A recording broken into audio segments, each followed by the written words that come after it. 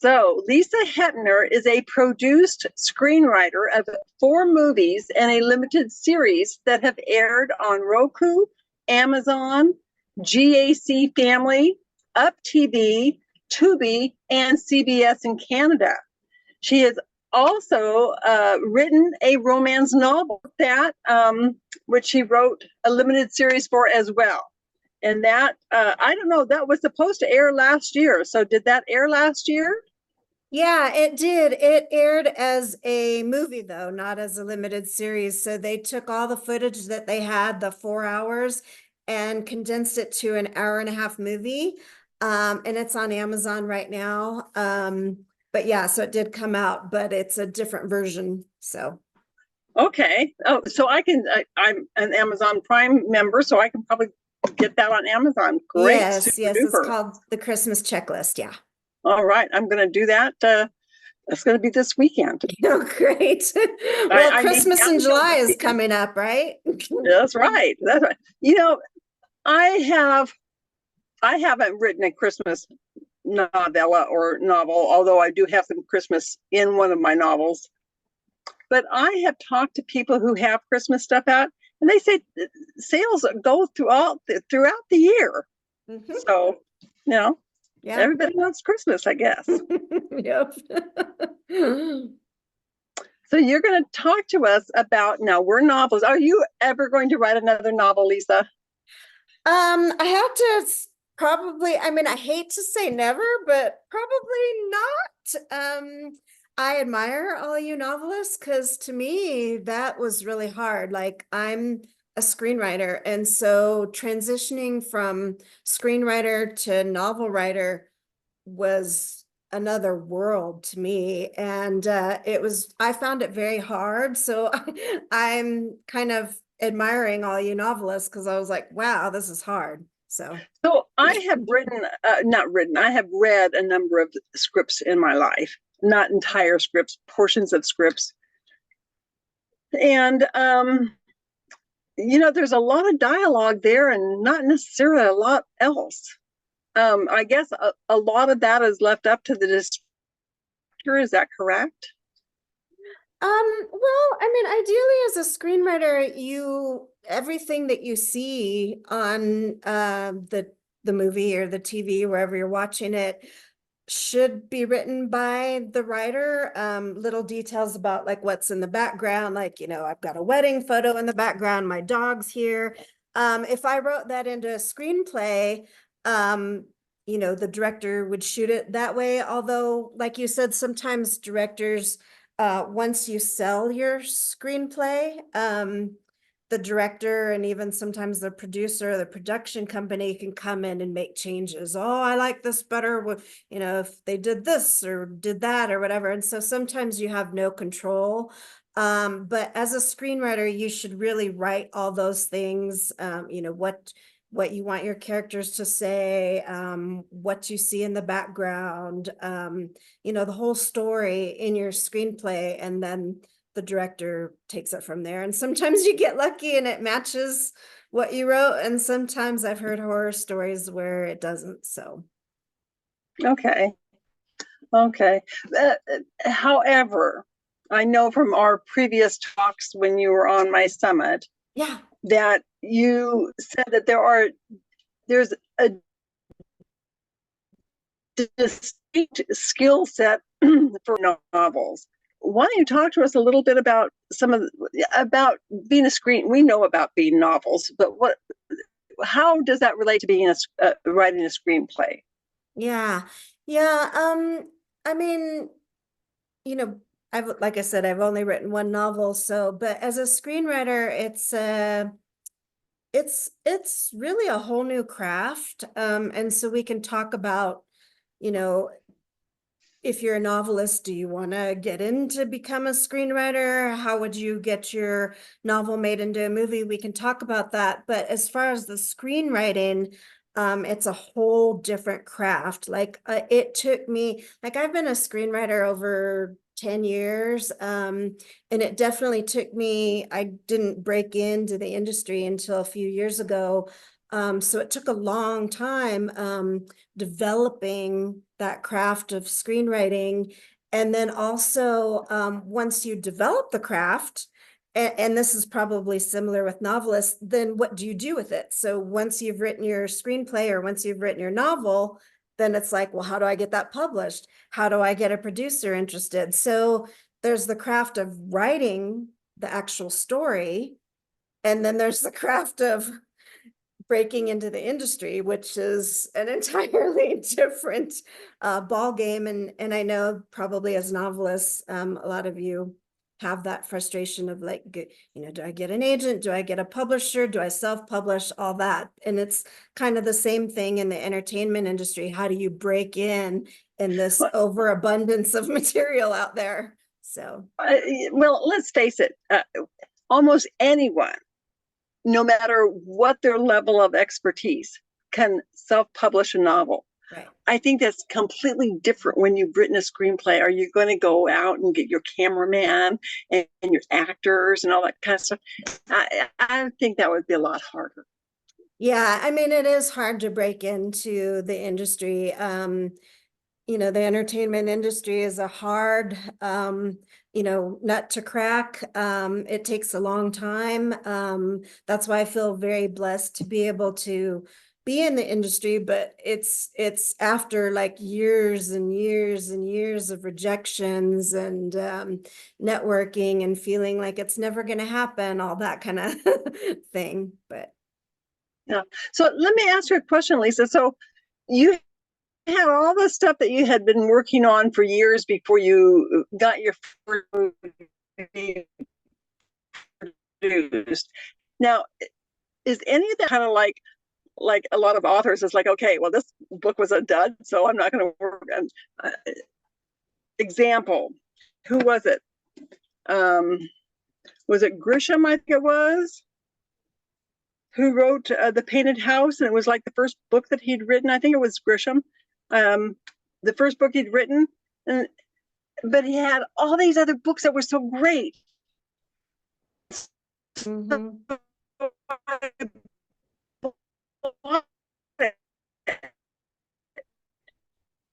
And it was like that. No wonder it was rejected. It was a total dud. So yeah, I mean, the industry is fickle, right? Especially the entertainment industry, it kind of goes up and down and up and down. Like rom-coms are in at one time and then they're out, the next year or whatever. And so it's up and down. But the thing, I think the takeaway for me, and that I hope to give, people that are listening, is for me, like you mentioned, I had written a dozen screenplays before I ever broke in. But what I was primarily writing was like rom-coms and comedies. And, those like tend to be like the box office, like a box office type movie. And those are big budget movies, and those are hard to sell as a newbie screenwriter. Not a lot of people are going to spend 5 million, 10 million, 20 million on a new screenwriter to make your movie. But what I realized is that there's a smaller niche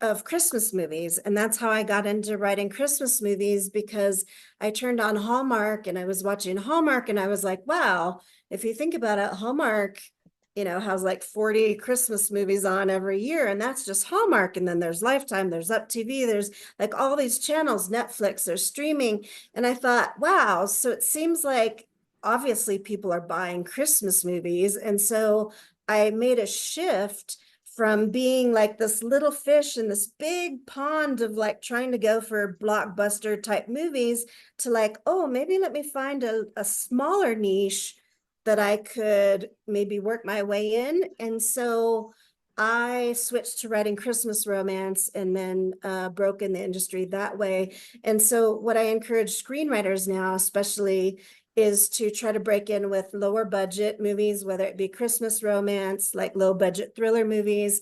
Faith-based movies are popular as well for low budget, but movies that can be made on smaller budgets, that you have a greater chance that someone's going to take a risk on a first-time writer doing that movie. So that's, I don't know if that answered your question, but we, started talking about No, how I went from. Yeah, no, that makes a lot of sense. Suppose it's very similar, like your first time author. Are you going to write a novella, or are you going to write a 150-word novel? Mm-hmm. Yeah. So, Yeah.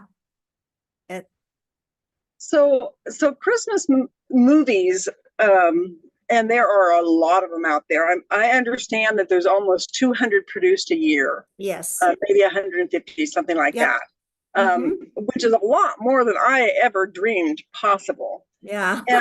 And Christmas novellas or Christmas novels, they sell all year long too. So Yeah. if a person is a novelist and they have written something, what might they do other than deciding to take 5 years to learn how to write a screenplay?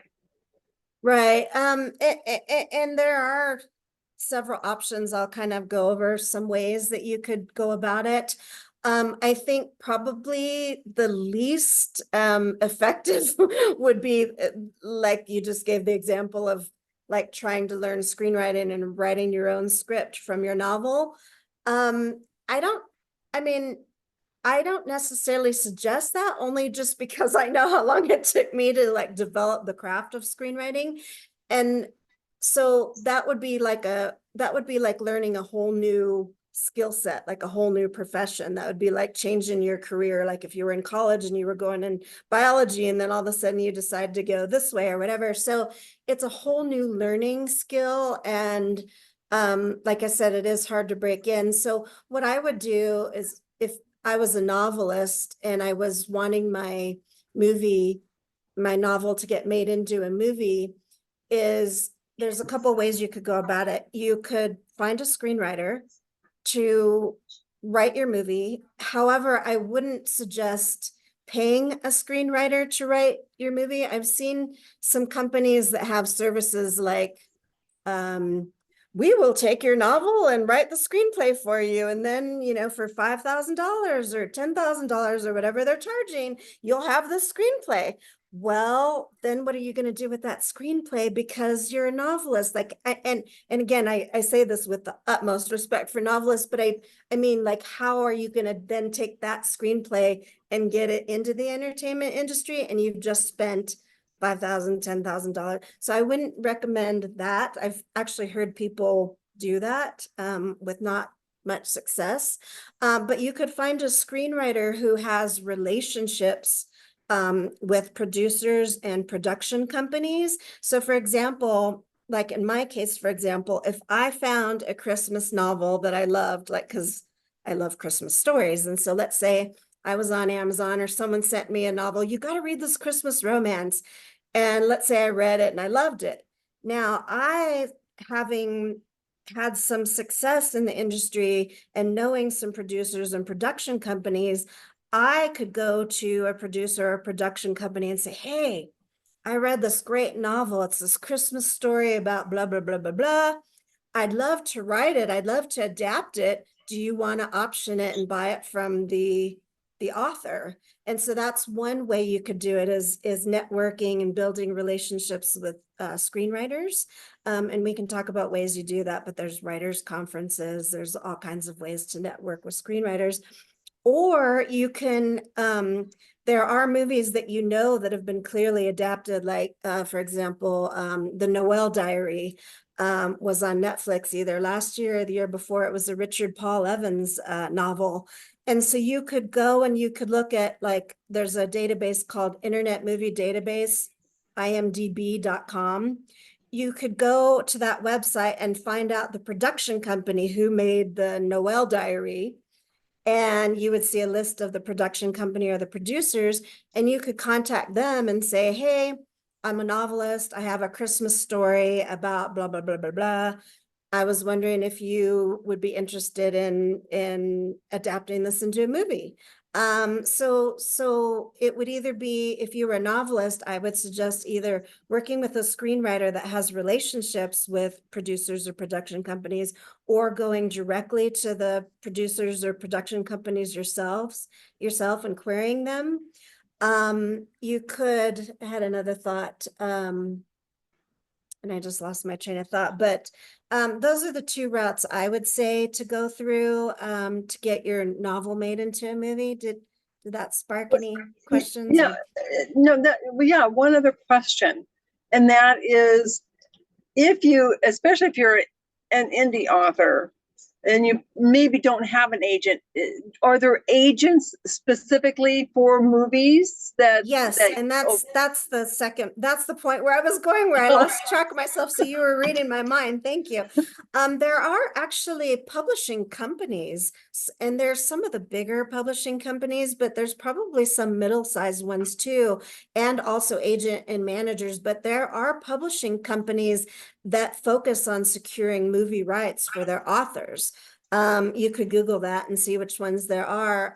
But I definitely know, especially some of the bigger companies, have a whole division where they try to take what they think are the marketable novels that would make good movies and try to secure movie rights for those. And so some of the publishing companies have those divisions, but you could also seek out an agent or a manager who has relationships, in the entertainment industry, not just in the publishing industry, but in the entertainment industry as well. So that's another route. okay, well, that's good, because I mean, some of us choose to go the indie route, but Right. in our Facebook group and on my summits and stuff, there's a lot of people who go the traditional route. And in fact, when I was mentoring romance authors through Romance Writers of America, one of the things that I had said specifically was, because I'm indie and I don't know anything about the traditional route, I don't feel comfortable mentoring somebody who wants to go traditional. Second woman that I mentored, of course, she wanted to go the traditional route. I don't believe this. But, not the book that we worked on, but a different book. She sold that book and she sold a series of 4 other books. I mean, like within a few months of finishing the mentoring. So, Right. That's great. That's so great. Yeah. just because some people are indie doesn't mean that they shouldn't pursue a movie. Correct. Yeah. I think I mean, anything's possible, right? And I'm always a person that is kind of like dream big, like go for it. Like I'm big about goal setting. Like, what are your goals? Like, let's say whether you're a novelist or a screenwriter, like I had to go in, like when I made the transition to like writing Christmas romance, because I thought it was a smaller niche that I could break into. My goal was, I set a goal that I want to be a paid screenwriter. I don't want it just to be a hobby. Like, I want to be a paid screenwriter. And so that was my goal. And so that transformed all my kind of way I thought about things. And I thought of it more like a business. But even as a novelist, you could figure out what your goal is. Is your goal to have, sell X amount of copies? Is your goal to have your book made into a movie? Is your goal to have all your novels made into a movie? Is your goal to, you know what I mean? It's just about setting those goals and then working every day in whatever aspect that is to try to reach those goals. Okay. Now let's kind of transition back to where we were earlier. You had mentioned different ways of building relationships with screenwriters or production companies, and you had said there's groups or forums or something. Tell us a little bit more about that. Yeah, so the main thing I think of and where I made a lot of my connections is at writers conferences. So for example, I used to live in Oregon and they have Willamette Writers Conference. And that was a great writers conference because it had a screenwriting aspect and a nonfiction and a fiction aspect. So it was both novel writing and screenwriting. So they had writers from all areas. And so you got to meet, like as a screenwriter, I got to meet other screenwriters, I got to meet novelists, I got to meet nonfiction authors. So you could look in your area for writers conferences. Those are always great places to network. There's also groups online, like, you know, like you have your group for romance writers. You can look on Facebook and find writers groups, screenwriters groups. There's a lot of screenwriters groups out there, and just start networking, because I think regardless of what business you're in, but especially for the entertainment industry, it's all about relationships and it's all about who you know. Because if you know people that can get you in the door, it's going to be a lot easier to break in the industry rather than trying to do it on your own and trying to get there by yourself. I know that, you know, I have a relationship with one of the main producers that has done my movies, to where I could email her and say, like, here's this person that I'd recommend, or this screenwriter or this novelist, and they will listen, versus like a cold query. Although cold queries can be successful too, because if you have a good story, and what I kind of wanted to address, like with Christmas movies, I feel like you have to have a good hook, because stories are stories, whether they're in novel format or screen, you know, a script format. It's all about a story, a good story. And I think right now, to stand out in the marketplace, both for buyers, but also in the entertainment industry, is you have to have a hook for, even for your Christmas story. So for example, like my book and my movie, The Christmas Checklist, like on the surface, it's about how a daughter gets through the first Christmas without her mom, after she just lost her mom. So that's what the movie's about at the surface. But the hook is that the mom leaves her grieving daughter a Christmas checklist of 12 activities that she wants her daughter to do before Christmas. And so that's taking, like, so the hook is like the Christmas checklist itself, the list of 12 activities. And that's why that movie was sold. But if I would have gone in and if I would have pitched a movie about, oh, I have this great script about a girl who's grieving and lost her mom and needs to know how to get through that first Christmas without her, they might say, oh, that's nice, but like, what is the hook? But then if you can think of, like, what is your hook? What makes your story unique? Because a lot of the Christmas movies, you'll see as you watch them and as you read the stories, the novels, the Christmas novels, they're all kind of a lot of the same stories about the girl goes back to her hometown where she, you know, left and went off to start a successful career, and then she bumps into her ex or whatever. Like, a lot of them have the same plot. And so how can you make yours different? Like, how can you make yours unique? And if you can come up with a unique hook or a unique story, I think that will set you apart from the others. And that also can help you get your movie made, or even sell your novel more, because it's got a hook to it. Like, people are like, wow, I want to read that.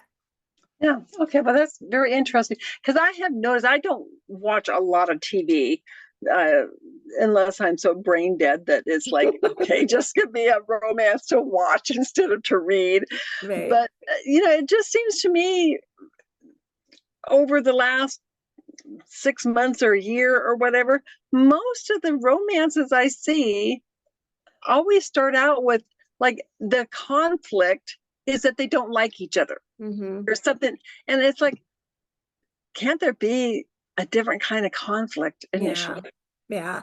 And I personally, I agree with you. I don't like those stories, but for me, it's more of like, do you like, because they, you know, they talk about the enemies or whatever being like, you know, at Right. odds or whatever. And to me, like, just from being married almost 20 years, I'm like, I don't think that's going to be a successful relationship, but whatever. It causes conflict and drama, but I personally don't gravitate toward stories like that either. But I think, um, again, it just goes back to like having a romance that has like a different kind of hook. Like I read one just recently, and I can't wait to watch it this year. It's got I don't necessarily like the title, but it's called Hot Frosty. And I think it's going to be on Netflix, and they're filming it right now. But the premise I love. So it's about a grieving wife who lost her husband, and a snowman comes to life and helps her get through the grief and rediscover joy before the snowman melts. And I thought, wow, when I read that concept, that's cool. Like that's something that's unique. That's something that's different. That's something that I would want to watch. So I guess like if you do want to write a Christmas romance, whether it be a screenplay or a novel, I would just think about like your own unique life experiences, what or your imagination, like what unique hook could there be? What traditions do you celebrate over Christmas that could be unique that people like? Because really Christmas romance is all about escapism, right? We want to escape like what's going on in the outside world, and we want to just be happy and know that we can have, like you said, just kind of be brain dead and just kind of know that the story is going to have a happy ending. And so how can you set your story apart from all those other stories that are out there like that? Yeah, and how much do you feel in the industry, in your industry today, does faith-based have to do with the stories, such as a non-believer becoming a believer, that type of stuff? Yeah, so the funny thing is, even though Christmas, is tradition, a Christian holiday, if you celebrate the true meaning of Christmas, usually you'll see on movies like Hallmark, Up TV, all the networks, they don't really focus on faith or religion, because again, it's just about the romance usually. But there is a market for faith-based movies, but I would say that's a separate market from Christmas romance. So there's the Christmas romance market, which is heavily based on the romance and also the journey of the main character, which is usually female, her journey and her growth. But then there's also faith-based movies, which usually involve horses for whatever reason. I don't know. But but there is a market for faith-based movies as well. I just usually don't see them combined too much because I think a lot of the networks don't want to delve into religion. They just want to have you turn on the TV and get enamored by their cute little cozy story. Oh, okay. Okay. So if somebody wanted to write a more faith-based type Christmas movie, it wouldn't necessarily be a romance, and then there might be a particular sub-market that they would want to That I explore. would say, yeah, I would say look for that sub market. And there probably is. You would have to kind of just look, especially if you see a movie that is like, your movie that maybe is like a faith-based Christmas movie. Make sure to figure out who the producer or the production company is on that one, or who the producers are. And then sometimes you can Google like movies like this Oh, movie, and then it'll show you other movies like that, and then you'll find out, well, there's a whole market for this type of movie. And then you'll see some of the producers or the production companies that do those movies, because they tend to be like, the producers and production companies usually kind of stick with their niche. So like they specialize in like, Christmas romance or thrillers or whatever. And they may divert a little bit, but usually they kind of stay in their lane unless they're like a big, company that does like everything. okay. So let's, if you don't mind, Lisa, can we open this up to Oh, questions? sure. Yes, yes. Well, let me check over on Facebook and see if we've got questions coming in over there. I don't even know how to find questions over here. Oh, maybe I find it in the comment.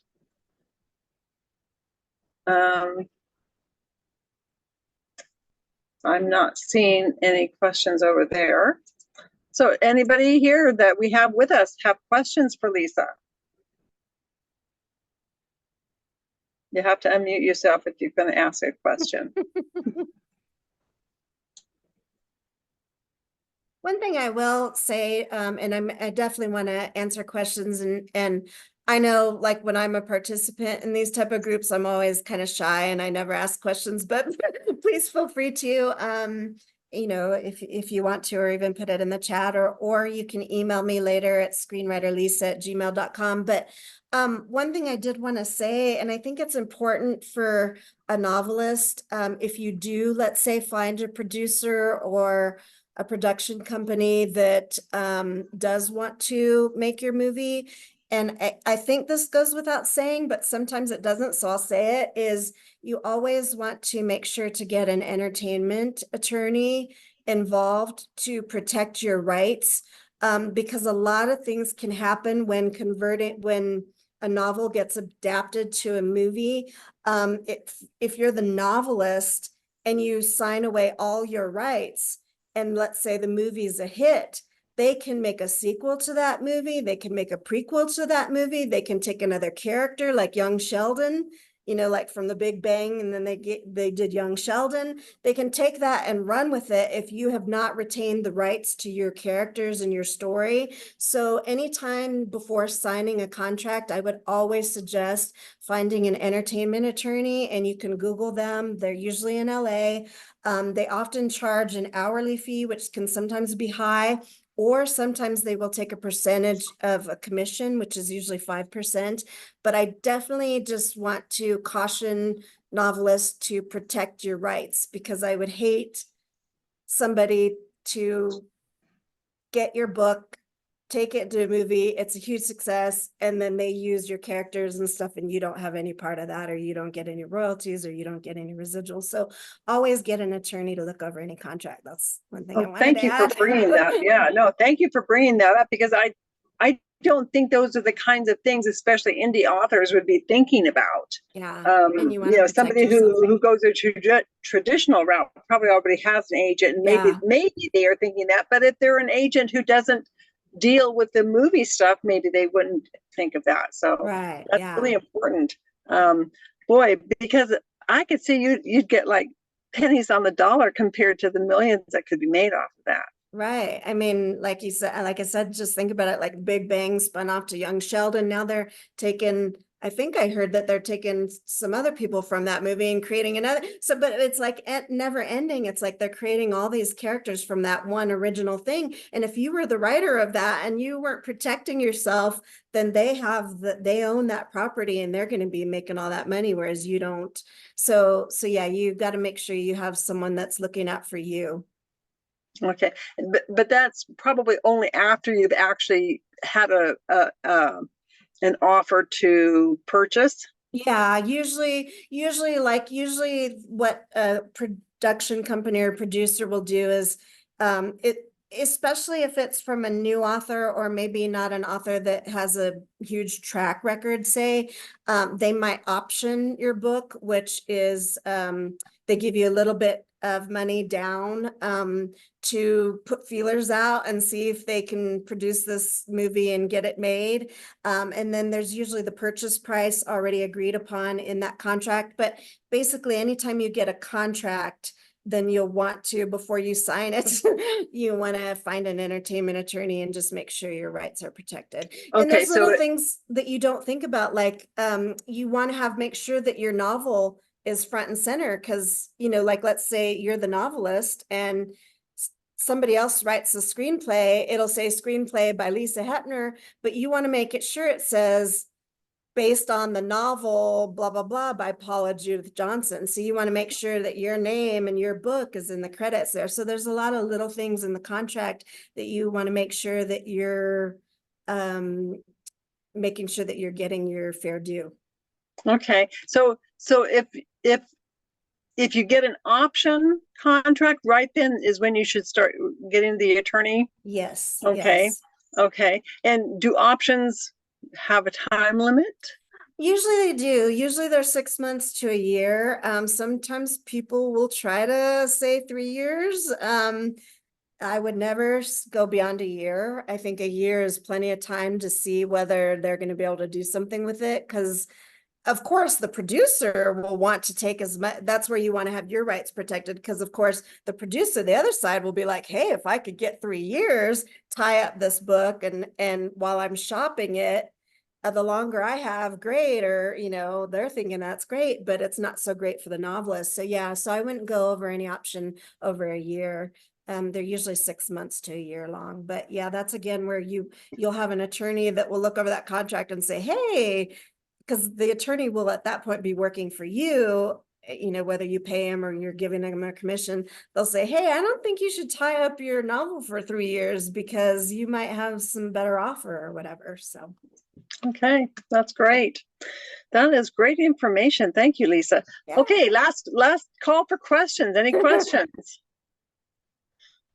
I guess you've just really shared a wealth of information with us, Lisa, and I appreciate that very much.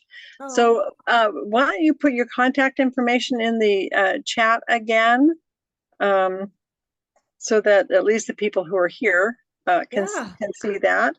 And now, if I remember correctly, you said that you're not actively looking for anything to convert to a screenplay at this time. Is that correct? Yeah, that's correct at this particular time, but it changes so fast. Like I could be working on, like right now I'm working on a movie that we're supposed to be filming this fall. And so I'm kind of busy with that. But there are times where I'm not busy. And if somebody hit me at the right time and I found a story or whatever, I'd be open to it. So you can always email me if you have an idea.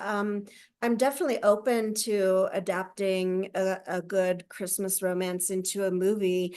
Again, I think it just depends on my schedule, and any other screenwriter that will probably fluctuate, where they're working on a movie at the present time or they're not.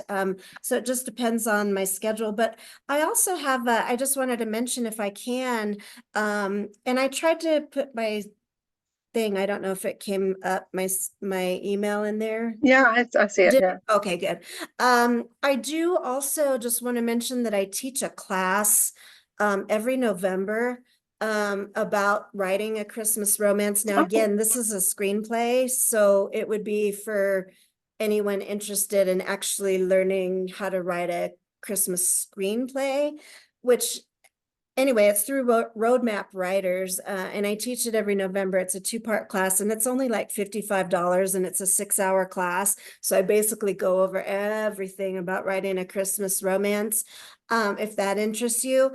But again, I would clarify, like, what is your goal? Like, some novelists, I know that there are some screenwriters that can go back and forth between writing a script and a novel, writing a script and a novel. I can't do it.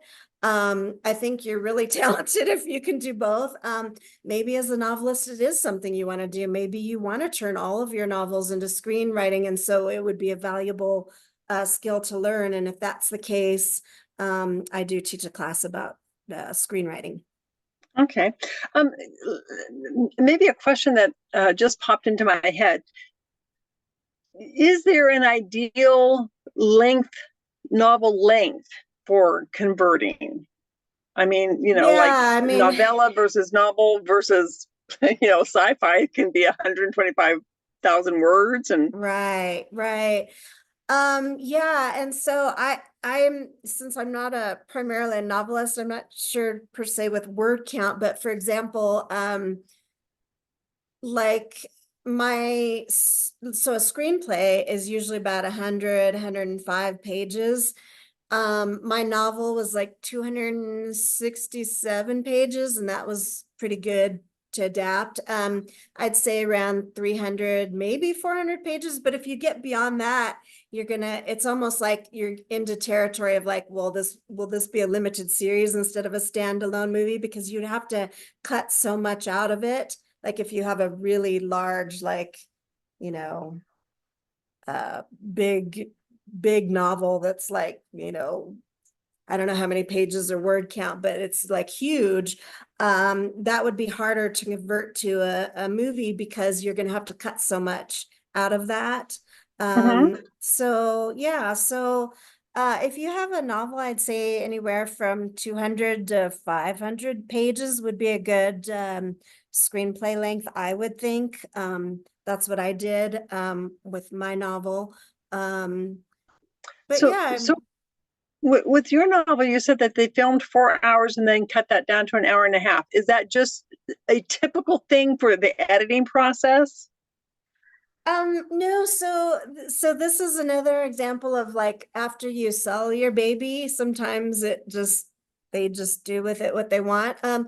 Although I am very proud of it still. But what they did is it aired as a limited series in Canada.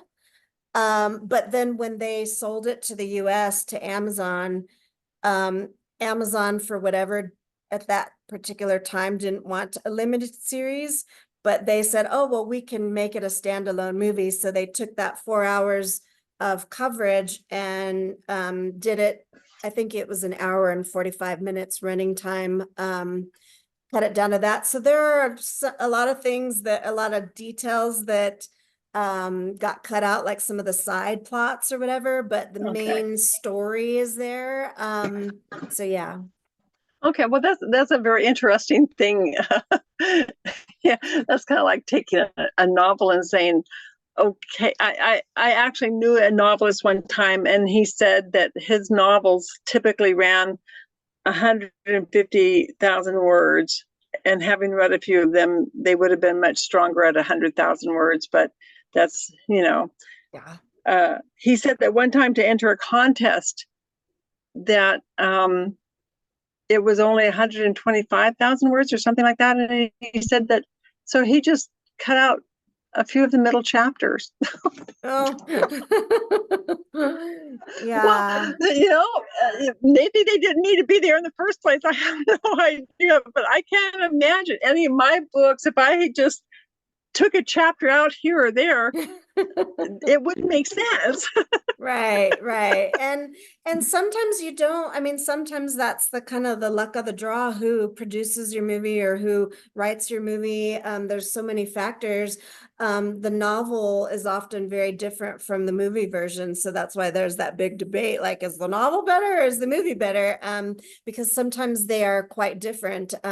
Because a producer will get a hold of it and say like, oh, I like this story, but it's not cinematic enough. We have to do this, or we have to do this, or we have to make this change. And so often what you have on the page in your novel is not exactly what happens on the screen. And a lot of times people blame the screenwriter, but oftentimes it's not necessarily the case of the screenwriter. It could be the director or the producer, or even sometimes the actor. If it's a big name, they get in there and say, well, I want to do this or whatever. But so, yeah, I've learned that you have to kind of like love your babies, but then also let them go and hope for the best. Okay. Lisa, thank you very much for your time. I appreciate it tremendously. I'm going to get this put up on YouTube tomorrow. I hope tomorrow. As I said, I'm in the middle of doing interviews right now for my next summit, but it will get up on YouTube tomorrow or the next day, and let everybody know. I will let everybody know on Facebook that it's available now, and I usually send out a notice to my author list, that because I have some authors that aren't on Facebook at all. So, but I will get this spread out as far as I can. Well, thank you so much for having me, and thank you all for showing up. I know your time is valuable, and hopefully it was helpful, and thank you so much. Okay, thank you. Thank you, everyone. Thanks. Okay. Bye-bye. Bye-bye.